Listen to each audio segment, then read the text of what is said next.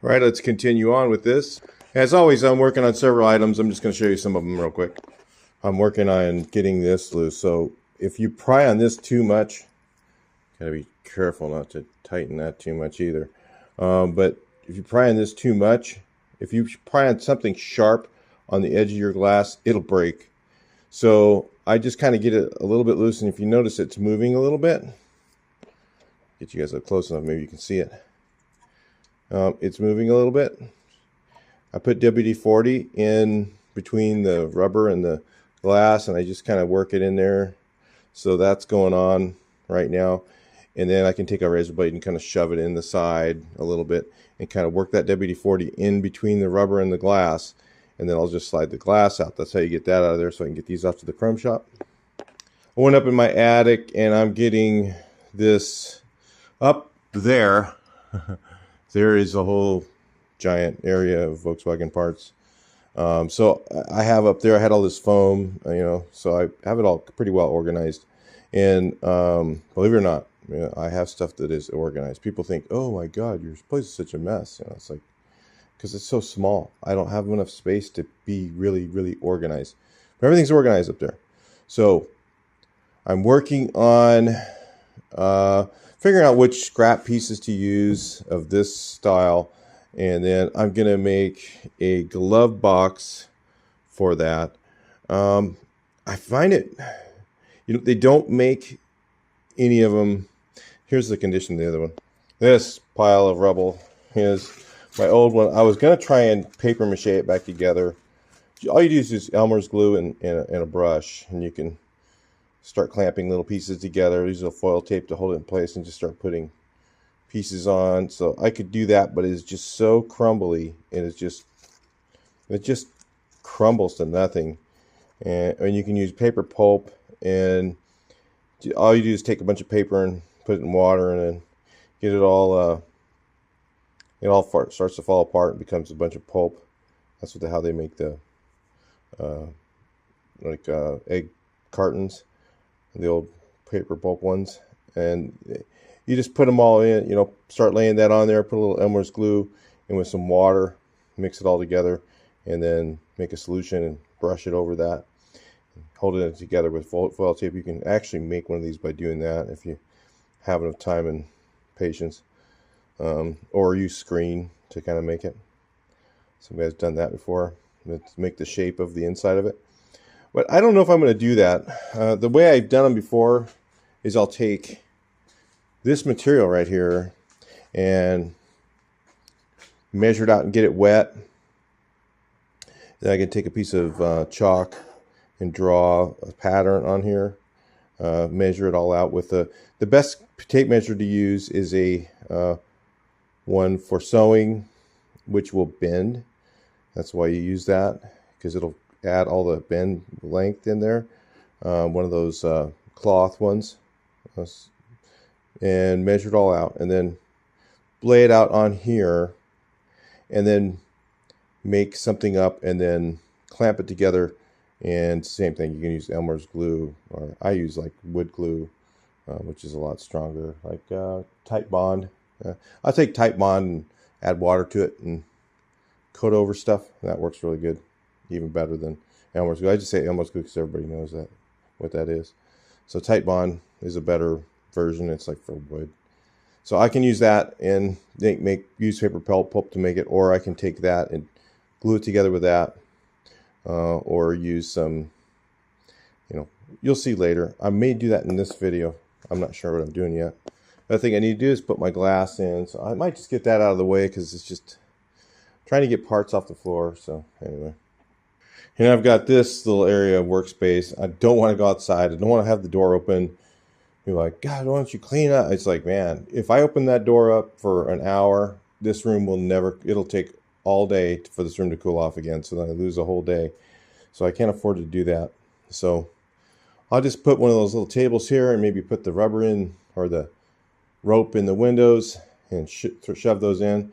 I always start in the back, because you can have one hand out here and you can reach your other hand inside, and one person can put the glass in by themselves. It's easier with two people, but if you only got one, you can do it that way. And the same thing with this one. I'll do one hand out here, my other hand inside, and pull the rope with that. And usually I can get them in by myself. So that's how I do it. So anyway, I'll talk to you guys a little bit later.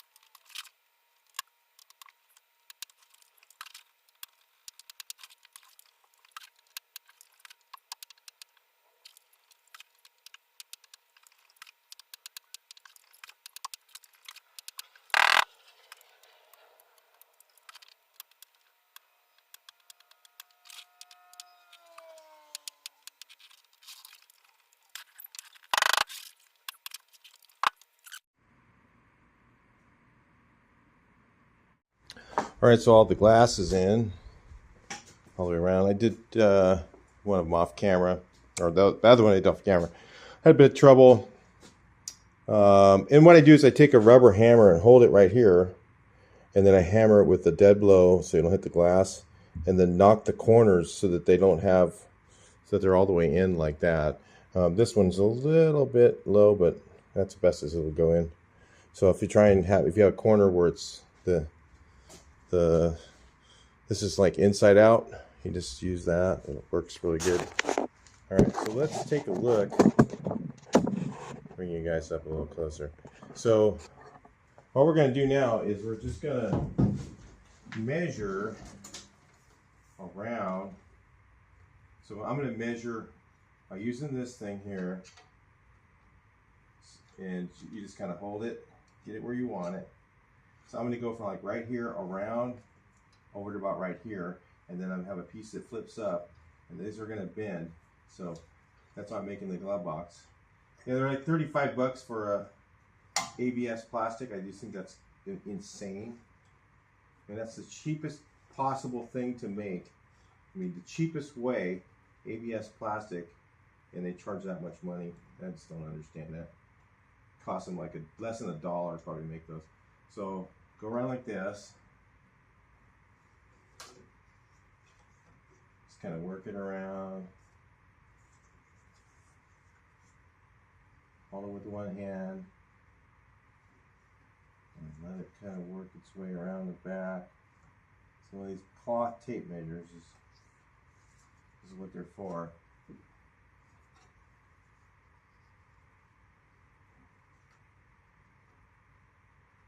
Right there, so that's 19 inches. From right there all the way around to here is 19 inches. Then, so I'll mark that, write that down somewhere. Then I'm going to do this one the same way. You guys can see inside the hole. Okay, I'll put you guys over here. You can kind of see my hands on the other side. So what I'm going to do here is that's 19 inches there, and go from where the glove box fits back behind. Use this thing as a reference, and then go all the way around.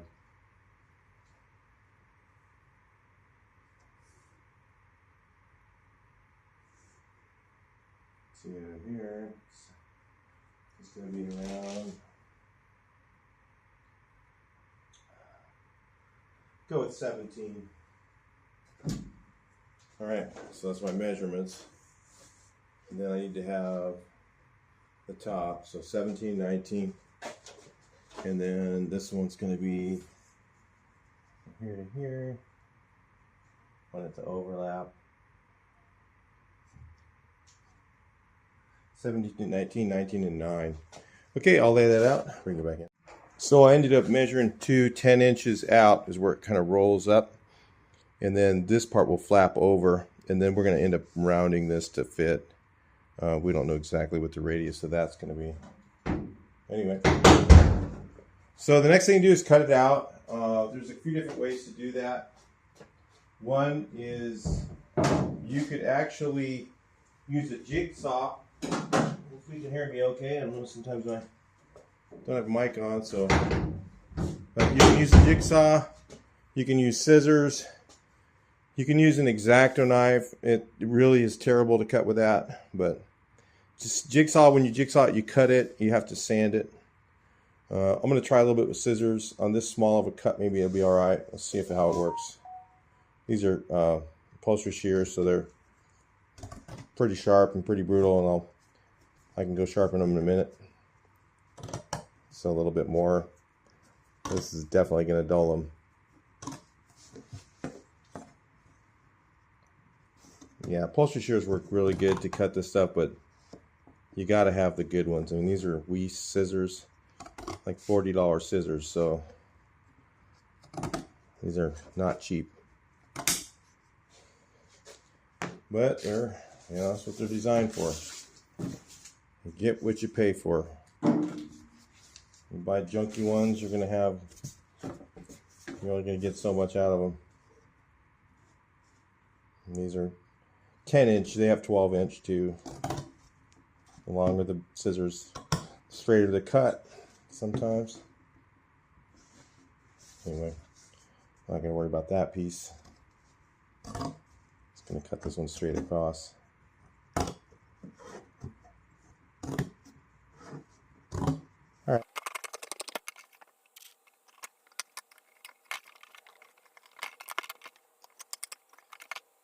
Now what I'm going to do is just soak it with water. It's just water. Where I'm going to bend it. I'm going to bend it right in these areas. Gotta let that sit on there.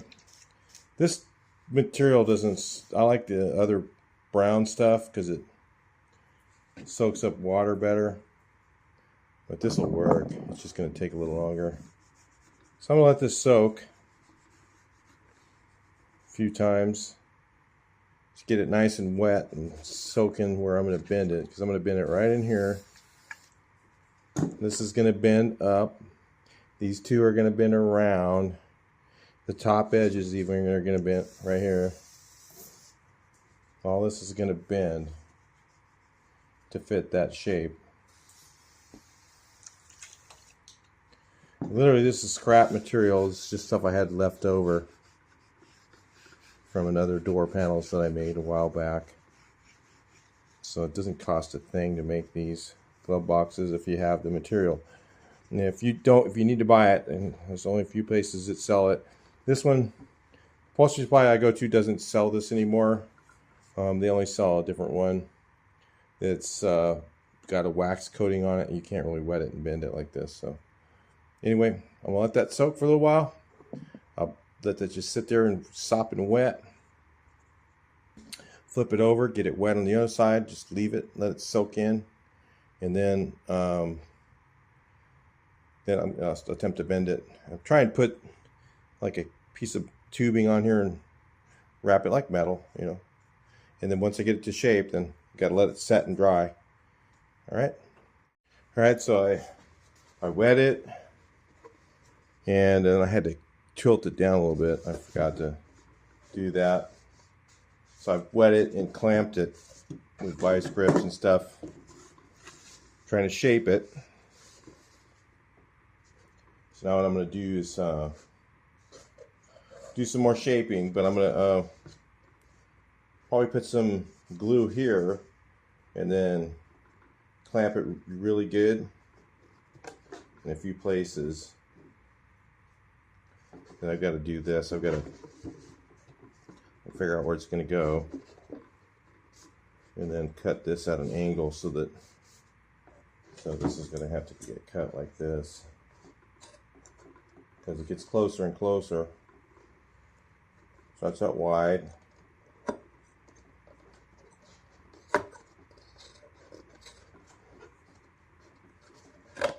Like that. That should work.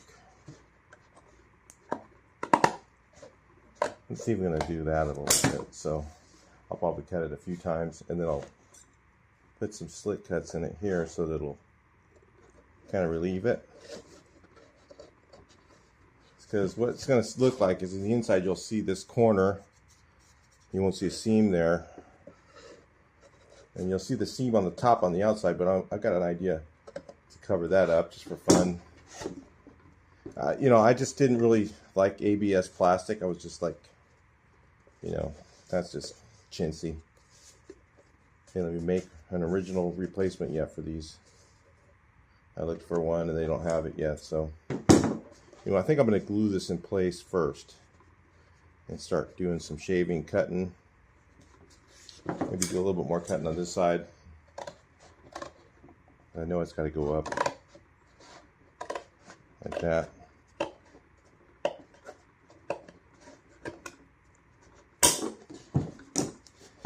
It's going to wrap on there, right? There'll be a seam up here. Hard to see the seam inside, really, because you got to look up. You're going to be putting your stuff down there, as you're going to see. And then I may just finish out with paper mache, and then we'll see how it looks. I mean, it's got to fit first. So once it fits, then I'll start playing with it. It should fit the way it is right now. I'm just going to have to glue it here and then start, you know, shaping it a little bit more. If I get some nice permanent glue on there. I guess I could put a staple right here in the corner. Might do that just to hold it. I got a commercial stapler, so that might work. Start there maybe, and then I'll start putting some glue on there and see how it works. Talk to you guys a bit later. Alright, so still working on this here a bit. Gluing some stuff. I'm going to glue this edge down real tight. Then I'm going to coat this with, we'll see when I get done. Trying to get it brown, right? Like original. And get rid of the seam. So, on this, I repolished the fender again because I need to put the tail lights on. So I got to buff this one too again. I can see some spots in it.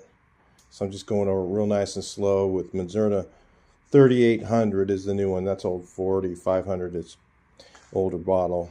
So the new one's 3800. So yeah, you can see little spots in here. Little places where it's not polished out.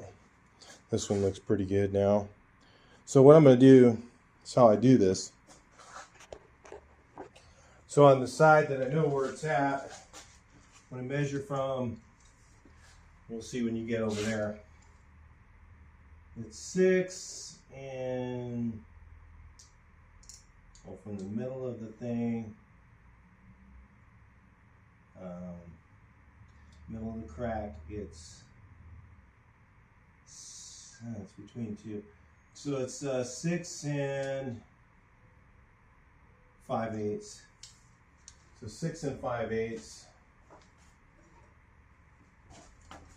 And I'm going to say this one's about the same.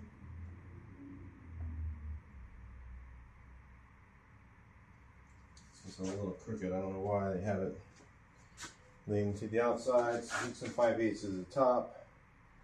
I just take my tape, go like this.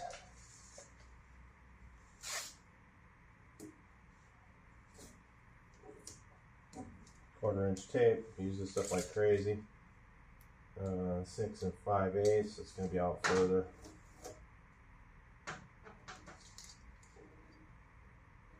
Too far. Right about there. I'll get it straight with that one. I think it's something like this. It actually goes wider as it goes out. So I'll measure it out, lay it out. Then when I get the distance from here over correct, then I can measure from the bottom of the fender up to get, you know, on that line to get it in the right place so that the holes will be right. That's why I found to measure those. So anyway, I'll get that done and bring you back in. All right, real quick, just in case you have one of these old ovals and you don't have the measurements. I went with what this side is this is 6 and 5/8 from here over. So I measured again from the bottom up. This is 9 and the 16th. So 6 and 5/8 over, 9 and 16th up is this one. This one's 6 and 5/8 by 6 and 3/4 out. 6 and 5/8 from the bottom. So that's how I measured it. And of course, double check it because, you know, where you measured from here, if it wasn't if you measured up here, it might be right. You might have been wrong. So I double checked it after I marked these spots up. So I marked these here, then I double checked it from here over to make sure it was in the same position, and it was. So that's what I'm going to go with. I mean, it looks like those holes are, so then maybe that's because the taillight looks straighter when it's crooked. I don't know, but I'm just going to go with it because that's the way it was. And this is an original fender, so. And the funny thing is they have this hole up here. That was, I think, for the hard taillights. And maybe the wire went through the top in the hard taillight. I don't know. But this is the egg taillights, so and that covers up when you put it on. So anyway, kind of weird. But I think they just drilled them all the same, or drilled them all, because they knew it was going to cover it up, and just put in the appropriate taillight this year. So that's definitely an original fender. That's definitely original to this car and everything. Crazy, because that's the only we would have that. I don't know, 53, early 54, non-hard, you know, may not have had those holes that way. So I don't know. Anyway, I'm sure they just use the same fenders and put them on everything. I don't know. That's how it is.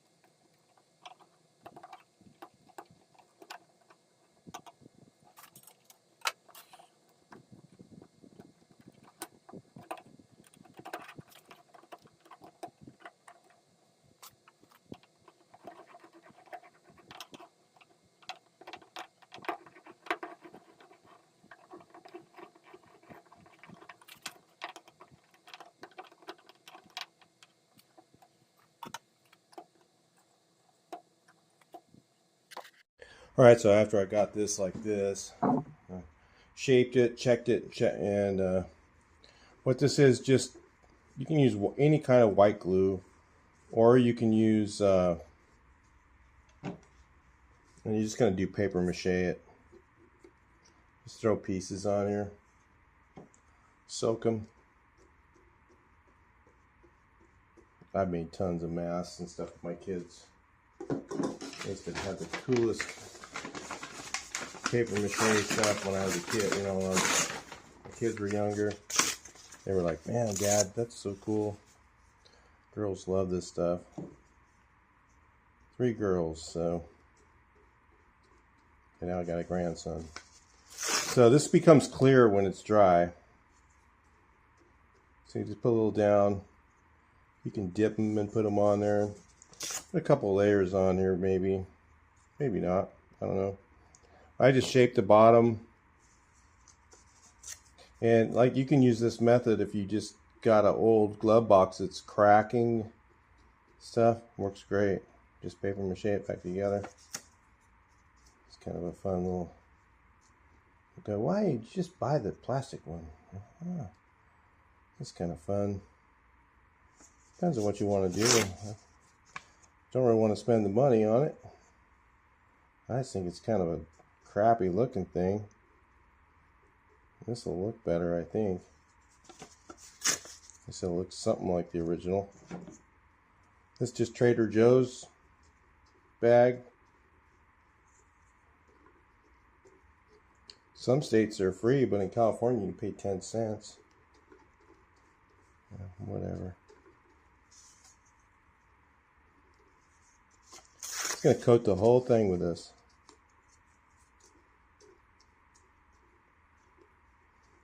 You can even use corn or starch for your laundry.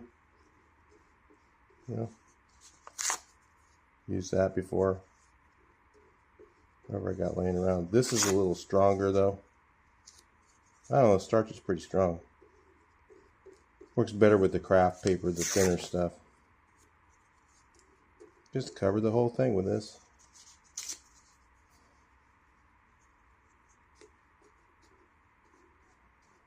I'll probably just do the whole thing once, and then I'll coat it with, I'll check for misses or whatever if I have a spot that I missed.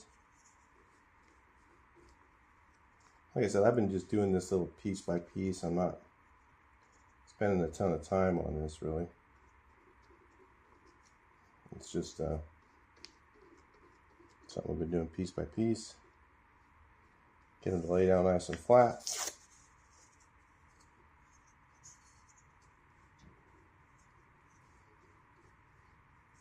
Like, get your hands dirty, you can dip them in the sop first or whatever.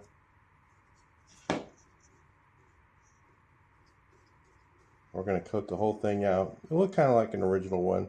And then if you put an extra coat of glue over that, it'll kind of get rid of the lines in it, make it look kind of like the original one. So we'll just do that to the whole thing, and I'll bring you back in.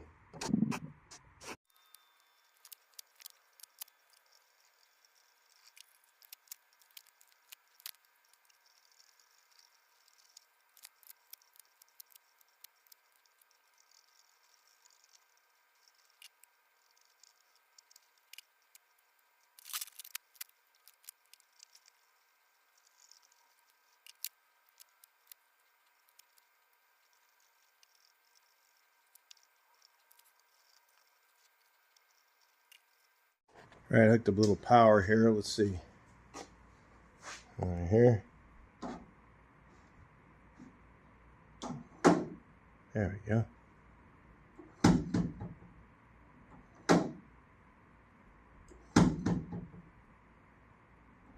This side's working. The other one ain't.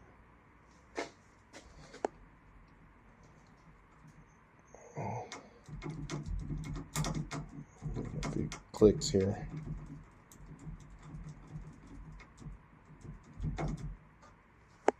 Guess I gotta figure that out.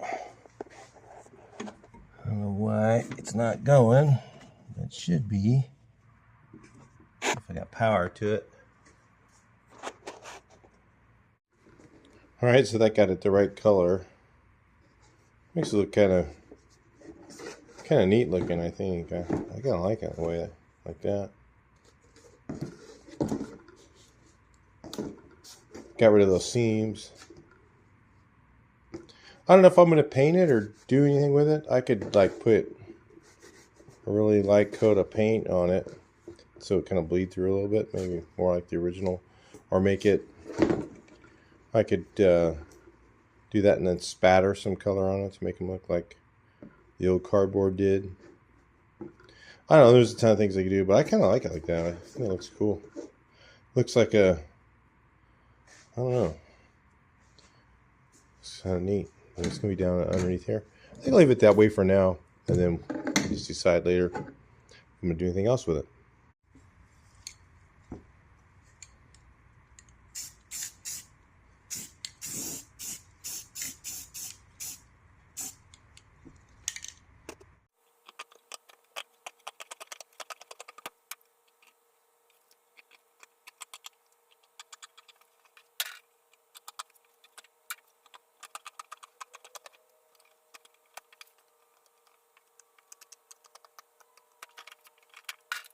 Alright, if you're wondering how to get rid of this stuff, where you drill it, if you see right here, that's all done.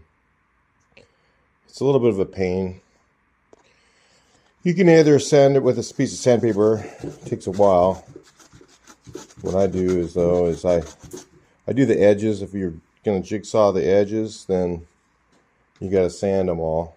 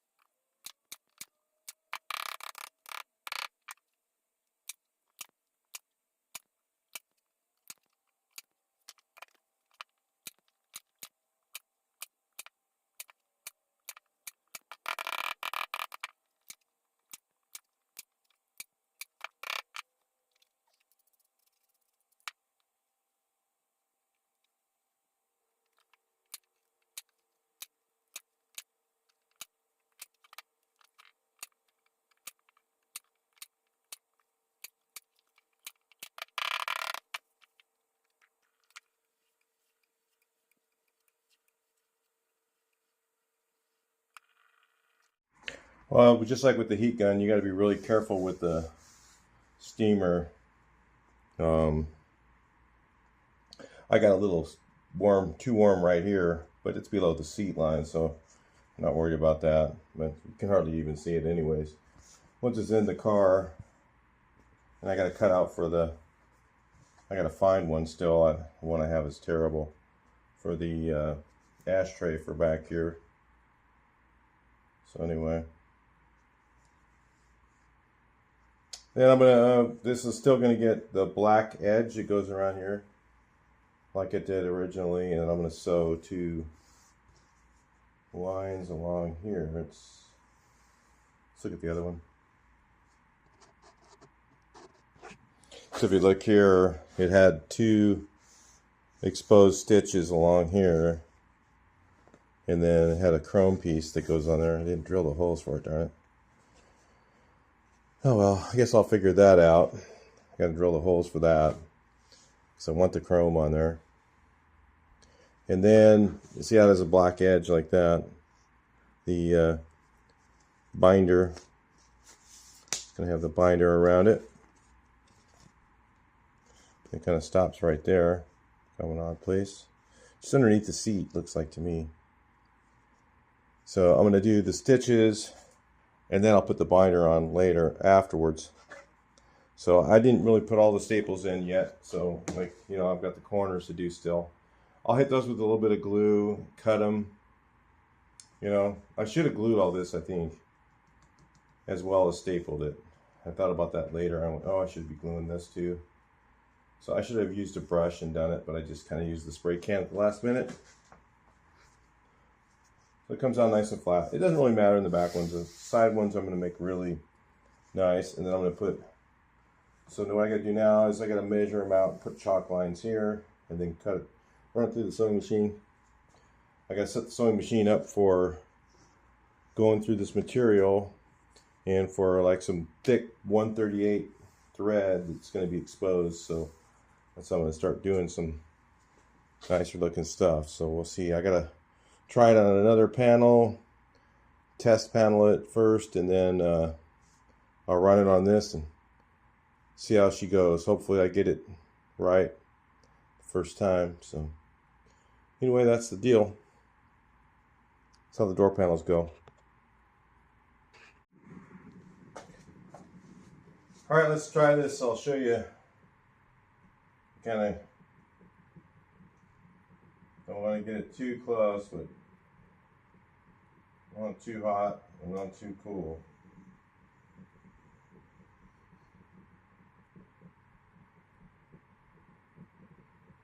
You get too hot, it just melts, that stuff turns into rubber.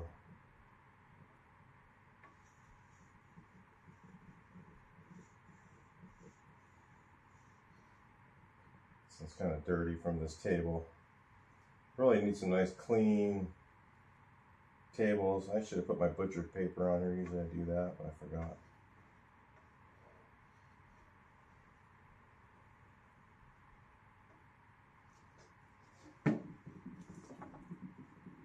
And clean it off.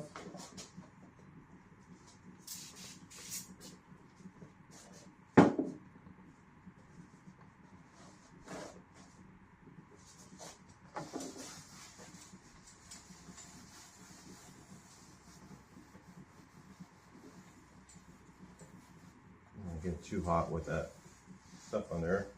Do the whole thing again. It's a lot better the first time.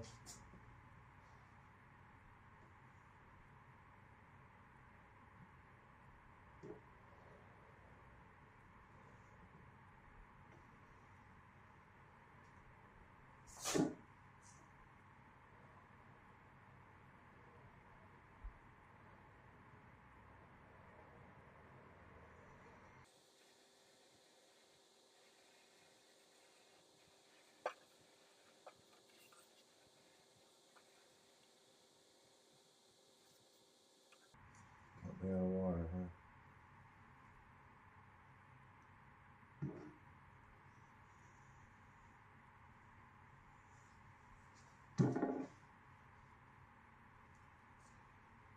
Amount of water. Some more water. One more time, maybe.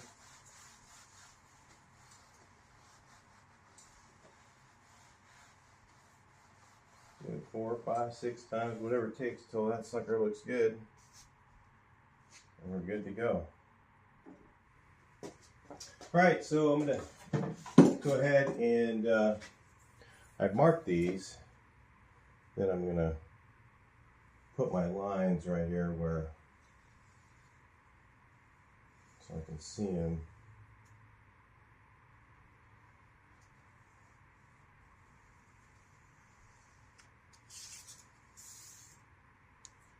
Nice and straight.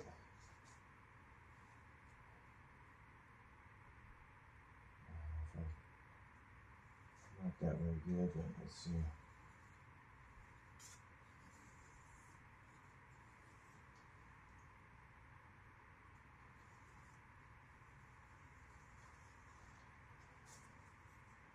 I suppose that works. Just gotta look right. That's where I'm going to sew. First thing I'm going to do is practice. That's just chalk. That's what you use. Most of you guys use chalk all the time. So I'm going to go ahead and set the sewing machine up and I'm going to run some practice runs. I'm just going to take like this stuff here and then put some foam on here, a little scrap foam piece, and then sew through the whole thing and make sure it's set up right before I do that. I don't want to do that more than once. I mean, I got extra material. I always buy more material because you don't know if they're going to run out. So I got extra material just in case I mess up. And this is where you really need that wider sewing machine. One of those little narrow ones. I don't know if you even get to that stitch.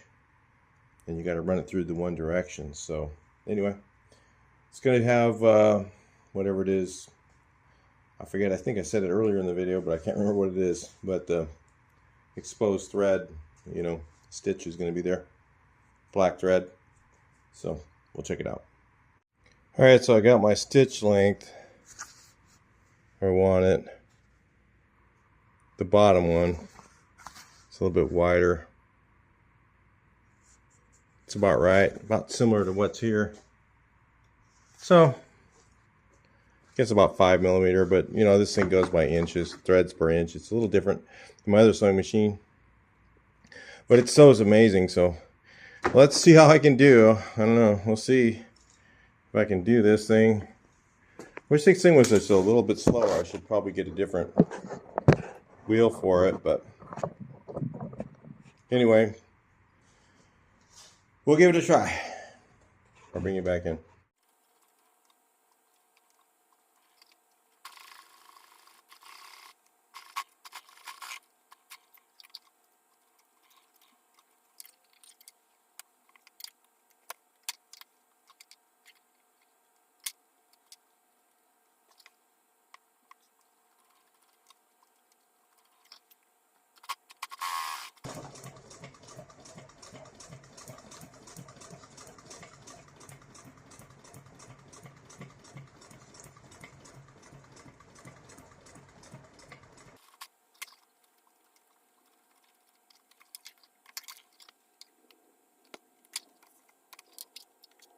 Well, let's take a look here.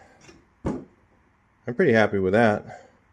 If I can do that good, I'll be super happy. Now I just need to put the little black stuff on there. Let's do that and take a look at it. So we'll get one done, and then I think maybe we'll just call the end of this video. I'll leave it at that so you guys can see the rest. It's a little tricky without reverse. I'm not used to that, but it's not that big a deal, really. I'm used to using reverse. The thing I like about that, not using reverse, is you're really conscientious about how that stitch, the first stitch, looks, instead of just like reversing it back and forth a bunch of times and getting a real ugly thing. So you're kind of wanting it to get to look good. So it turns out pretty good that way. Let's put this stuff on and take a look at it.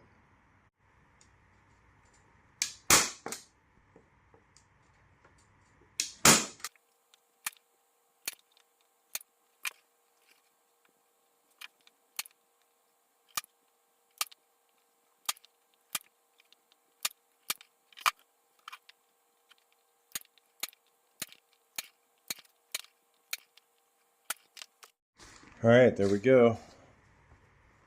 Got all on there all the way around. Probably could get a little bit better on the corners. I think might take a little more time because you can really see everything with this edge on here, but I'm probably pretty sure they didn't look much better than that. I probably looked about like that when it was new. Yeah. Okay, well, that's one. It's got a few more to do. Didn't seem like it was too hard. I mean, I've stretched door panels before, but I've never done the sewing part, which was pretty darn easy actually with that machine. That's the Consew 225, I think, or 226. I don't know, but no, it's not that 226 is a reverse. 225 doesn't have reverse, so but it's fine. It works good. All right, that's it for that, guys. I'm going to talk to you guys in the next one. Let you guys check this one out while we're doing. Appreciate you guys that do watch, and I really thank you guys for subscribing and watching the videos and your comments and whatever else you guys can provide. I really appreciate your help that way. And I'll keep making videos and let's see what happens. I'll talk to you later.